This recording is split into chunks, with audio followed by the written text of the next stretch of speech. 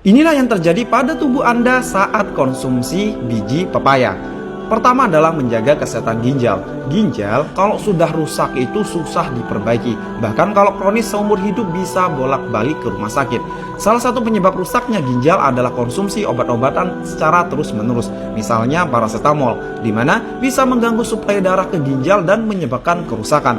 Tapi tenang, rutin konsumsi biji pepaya setidaknya selama 30 hari bisa membuat kondisi ginjal membaik dan sehat. Karena tingginya kandungan antioksidan mampu menghentikan kerusakan dan mempercepat perbaikan sel-sel ginjal. Kedua adalah sebagai anti kanker. Dalam biji pepaya mengandung zat anti kanker seperti fenolik, flavonoid, dan benzyl isothiocyanates, di mana kandungan tersebut bisa mengurangi peradangan secara drastis dan ampuh menghentikan pertumbuhan kanker seperti kanker payudara, kanker prostat, kanker usus besar, dan lain sebagainya. Cara kerjanya dengan mengurangi aktivasi zat penyebab kanker atau karsinogen dan meningkatkan proses detoksifikasi dari zat karsinogen tersebut. Yang ketiga adalah mencegah kerusakan hati kronis.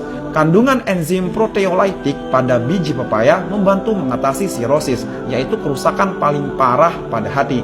Nah, dengan mengkonsumsi biji pepaya setidaknya 30 hari saja, organ hati akan mengalami detoksifikasi, semua racun tersingkirkan dan liver pun kembali sehat seperti sedia kala.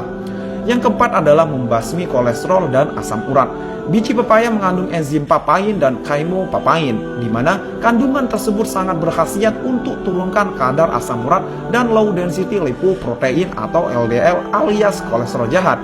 Selain itu, tingginya serat pada biji pepaya juga bisa mengatasi penumpukan kolesterol jahat, sehingga buat yang punya masalah sembelit, BAB pun bisa jadi lancar sentosa. Yang kelima adalah membunuh parasit jahat.